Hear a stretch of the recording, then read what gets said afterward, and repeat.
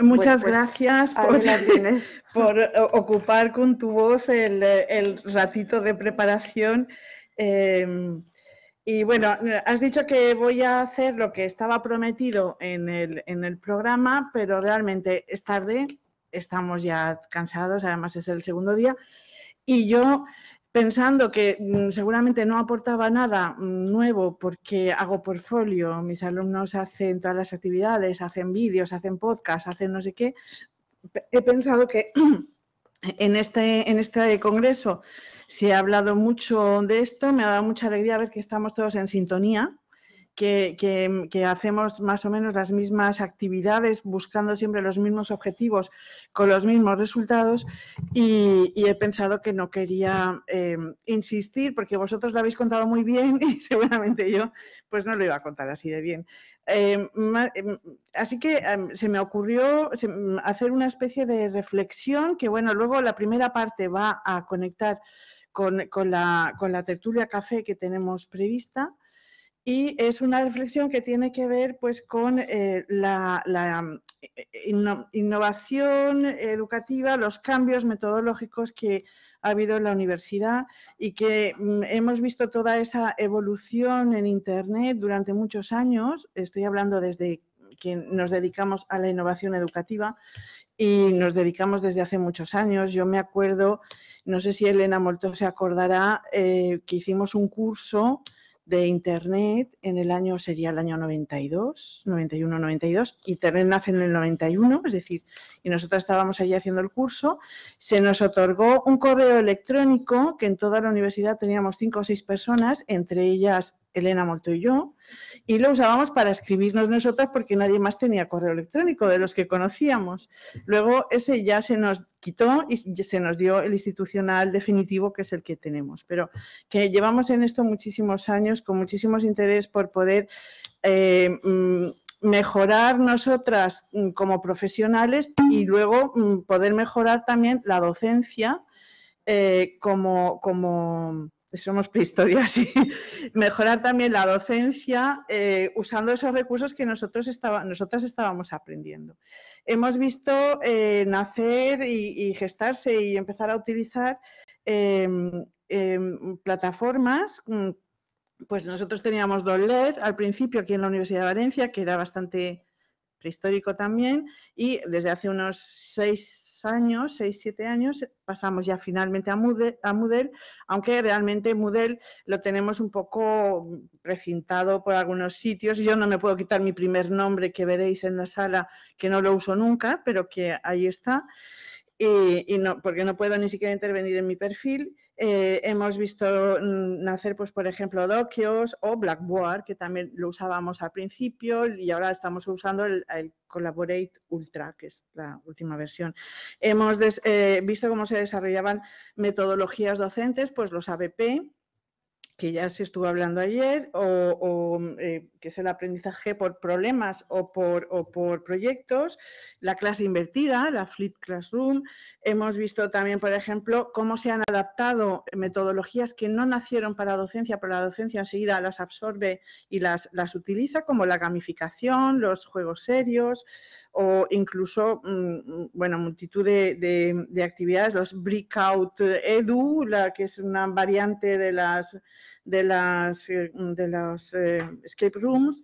Y bueno, también hemos visto los entornos de aprendizaje, que hoy Noelia nos hablaba, o las herramientas Google o Microsoft que facilitan muchísimo. Pues las herramientas Google, a los alumnos cuando nos aclaran les digo Google Sites porque es colaborativo, y Wix, por ejemplo, que a mí me gusta mucho como página web, no es colaborativo. Y eso ha facilitado mucho nuestro trabajo y además también el trabajo de los estudiantes.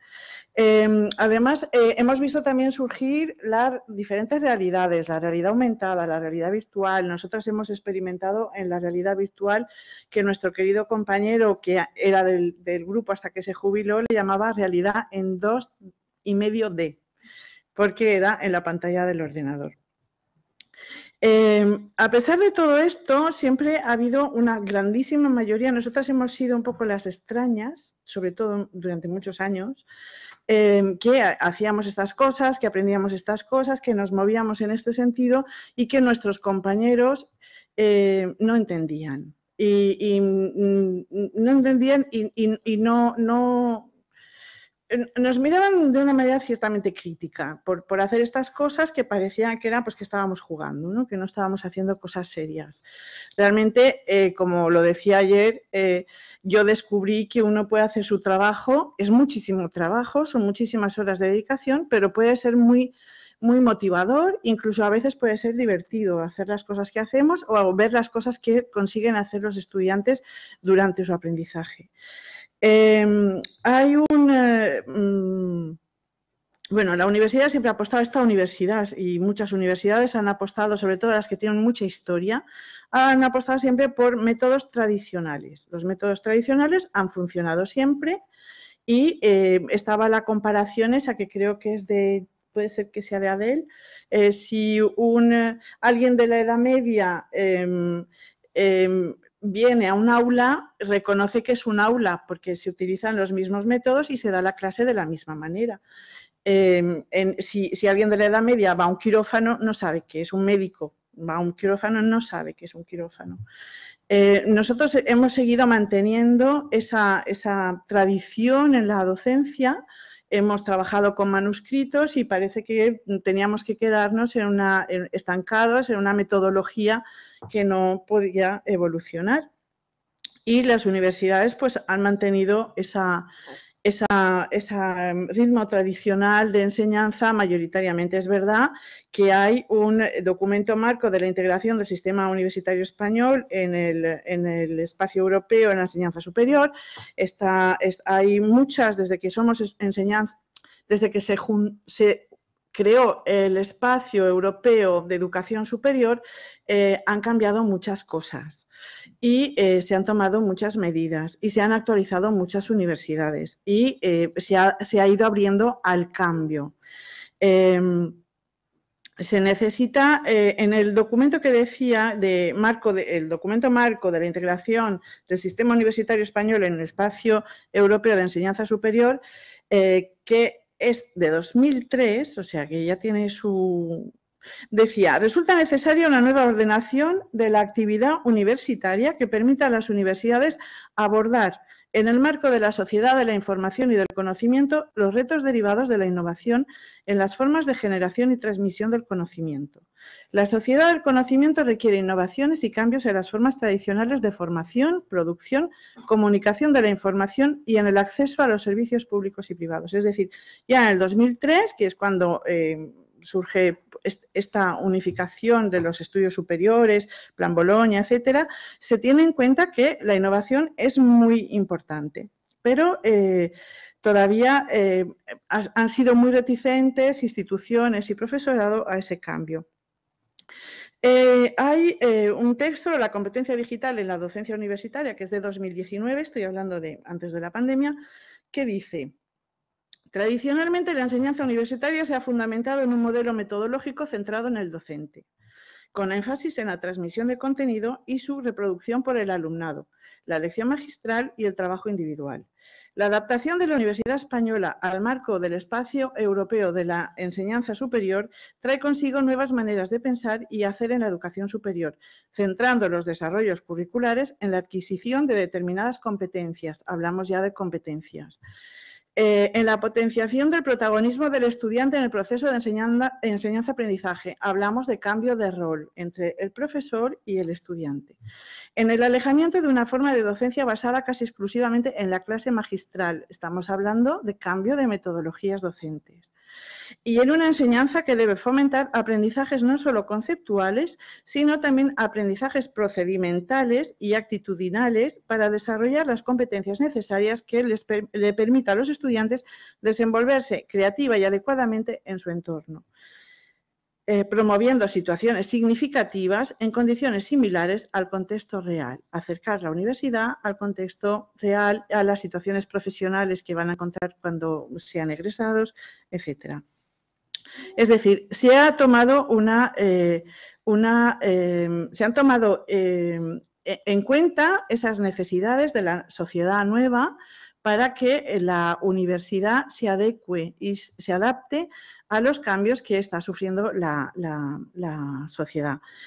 Además, el marco común de referencia de las lenguas que nombraba antes la compañera, que nos dice qué competencias digitales debemos tener nosotros para poder enseñar bien a nuestros estudiantes a tener esas competencias digitales que son necesarias en una sociedad de la información.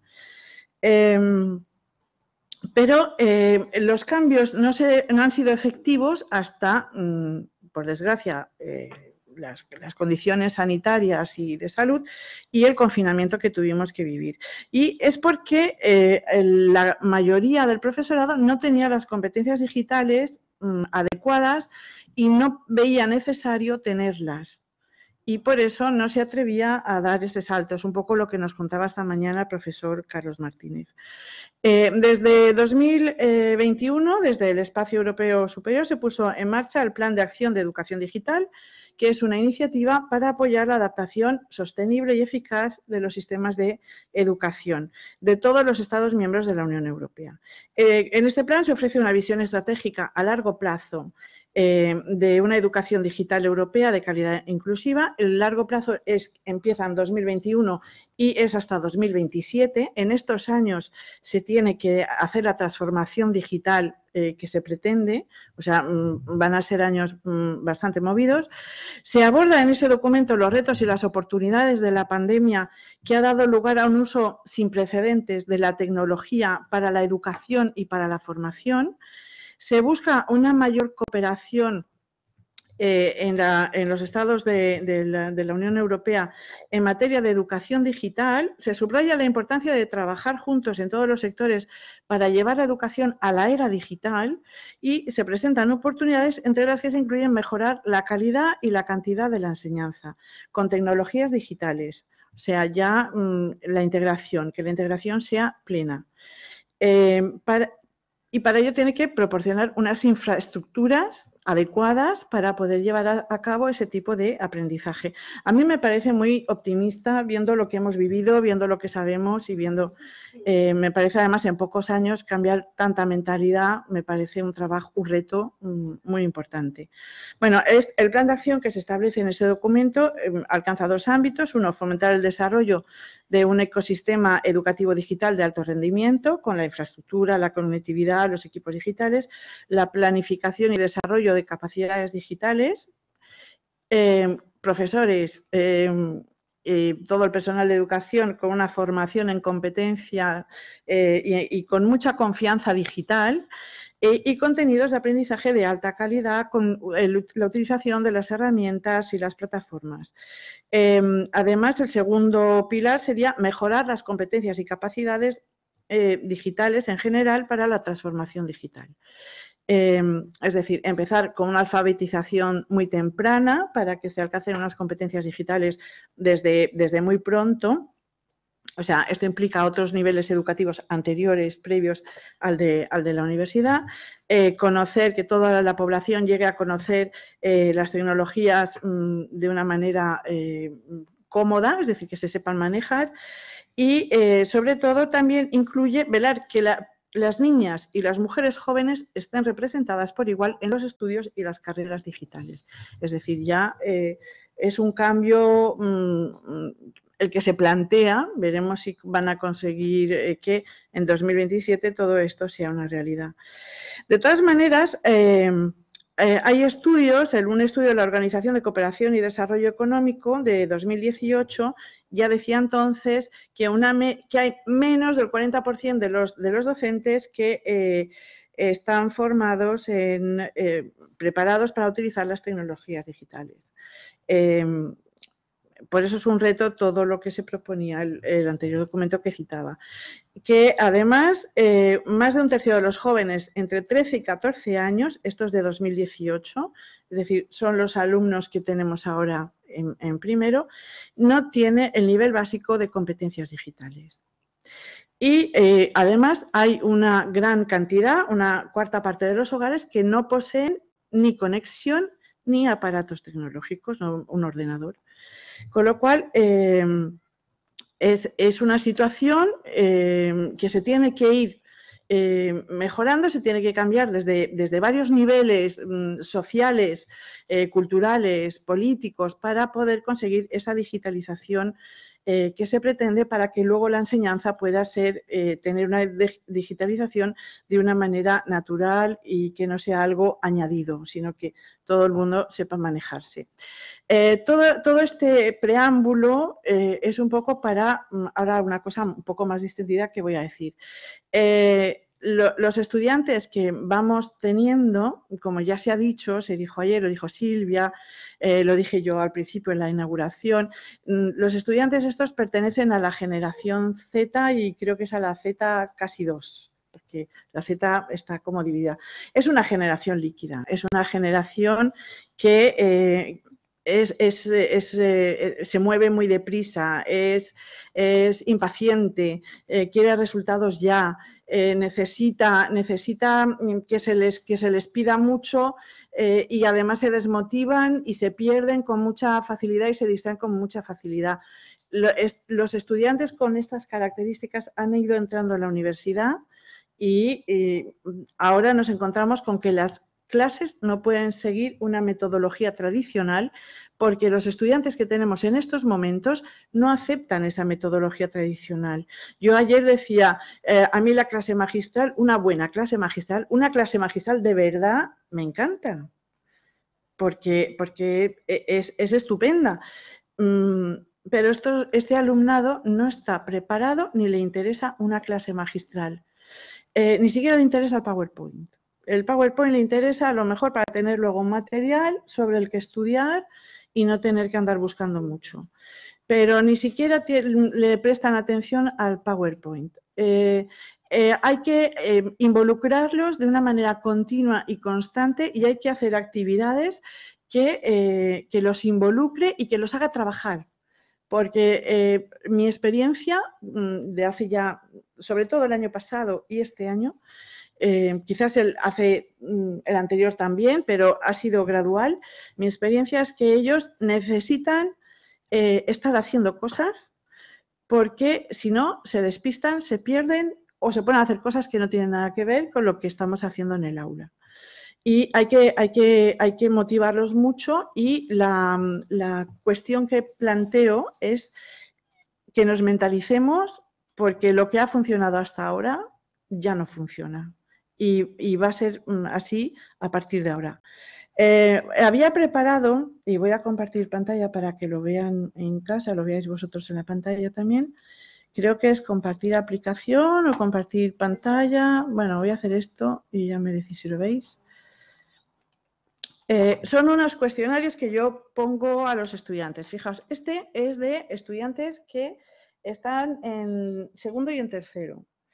Me gusta este porque vemos la gráfica, es decir, conocimientos de informática, pues todos tienen nivel de usuario. Cuando llegan a clase todos me dicen que ellos no tienen ni idea, que ellos no saben, que es una cosa que me ha sorprendido mucho. Es decir, yo tengo una asignatura que es la TIC para italiano, Elena y Silvia tienen la de francés, que ellos tienen 2 grupos, y yo he notado cómo los estudiantes cada vez dicen que vienen menos preparados, se supone que son digitales porque han nacido en ese entorno digital. Me sorprendieron mis estudiantes de primero diciendo que ellos nunca han tenido ni Nintendo, ni Game Boy, ni juegos de mano.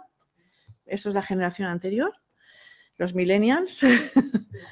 Y entonces venían diciendo antes que sabían un poquito más, pero luego yo les tenía que explicar muchas más cosas y ahora entran diciendo que son muy malos con la tecnología, que no les gusta, que no se aclaran, pero sin embargo son muy hábiles aprendiendo lo que se les explica, lo pillan enseguida.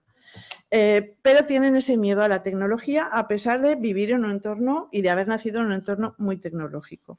Bueno, ellos dicen, todos tienen ordenador, todos tienen dispositivos y esto sobre las conexiones, pero a mí lo que me interesaba es, fijaos, ¿qué programas utilizas en el ordenador? Los programas que más utilizan es Internet para hacer búsquedas, es decir, porque lo de ir a la biblioteca no se lleva, y las redes sociales. Eso es lo que más utilizan. Y luego el siguiente valor que tiene mucho es el tratamiento de textos, el Word, pero el Word lo usan de manera bastante limitada. También tengo que decir eso. El siguiente valor sería PowerPoint. Eso es lo que ellos utilizan. Hay preguntas sobre programas de diseño, edición de imagen, edición de sonido y tienen menores conocimientos que, bueno, al final del curso ya los tienen porque se hace. El programa de textos, pues algunos utilizan, mayoría Microsoft, otros Pages y otros han contestado lo que han querido, ¿no? El Google Docs, pero han contestado cosas que han querido, que no era mucho lo que se preguntaba. Y esto es lo que me interesaba, que es lo que comentaba antes con Noelia. ¿Qué plataformas utilizas habitualmente? Estos, que ahora están en segundo y en tercero, dicen que usan Facebook un poquito, porque, ¿veis? La zona azul aún la tienen, es un 1,9%. De los alumnos utilizan un poquito Facebook, utilizan YouTube, utilizan mucho Instagram y utilizan Twitter, algo LinkedIn. Y Pinterest, vemos aquí un poquito no sé cómo se pronuncia, Tumblr o algo así, Spotify, que lo siguen muchos, SoundCloud, alguno lo utiliza, WhatsApp, y algo Telegram, pero como con respecto a WhatsApp, pues veis la diferencia. Y Skype lo usan muy poco, muy poco. No es esa plataforma la que ellos usan. Seguramente pues utilizarán, si hacen streaming vídeo, utilizarán WhatsApp, que se permite. La otra, este otro cuestionario está hecho hace poco a los estudiantes de primero. Y lo mismo, aquí les dije, puntúate el conocimiento en... Fijaos que estamos acabando el curso de TIC, estos son estudiantes de TIC, estamos acabando. Y se valoran en un término medio el uso del conocimiento y saben hacer un montón de cosas que han aprendido. Porque, claro, les dije, ¿cómo decís eso? Una me dijo, yo me he puesto un 5, pero se han puesto un 5 unas pocas personas. La mayoría han valorado que ellos tenían un, pues eso, nivel usuario. Los dispositivos que usan con más frecuencia es el smartphone. Ellos utilizan el móvil. Y solo una persona contestó que el portátil, con más frecuencia. ¿Con cuál te encuentras más cómodo? Con el móvil. ¿Qué uso das al móvil en mayor medida? Pues en mayor medida es el WhatsApp. Le sigue Instagram, que lo usan mucho, le sigue TikTok, no, perdón, le sigue Twitter y luego a la misma está TikTok y YouTube. Es decir, ya estamos viendo que utilizan menos YouTube también. Ellos usan mucho TikTok e Instagram. Y bueno, Facebook no está. No tenemos para nada Facebook aquí. Ha desaparecido y las llamadas con el móvil también han desaparecido. Es decir, ellos usan el móvil no para hablar, sino para comunicarse de manera escrita. Y es cómo utilizas las redes sociales, pues fijaos, aquí dice para estar con mis amistades o familia, aquí para compartir cosas que hago y aquí para estar informado. Pero estar informado, no conocimiento, como decía Noelia. Es decir, cuando yo les pregunto de cómo aprenden con la tecnología, ellos siempre dicen que no, que la tecnología es pues para estar relacionándose o para hacer cosas que les divierten, pero en ningún momento piensan que con esa tecnología se pueden hacer cosas que les sirvan. Y nos dedicamos todo el curso de TIC para que vean que esa tecnología tiene un uso profesional, un uso de aprendizaje y un uso que va mucho más allá. Es decir, tienen las competencias y las habilidades, pero no las usan en el sentido que nosotras queremos que las usen y que acaban haciendo, porque al final acaban aprendiendo. Bueno, era esto un poco mis reflexiones y mis ganas de contaros un poco todo esto. Lo que yo quería decir, finalizo aquí. Muchas gracias.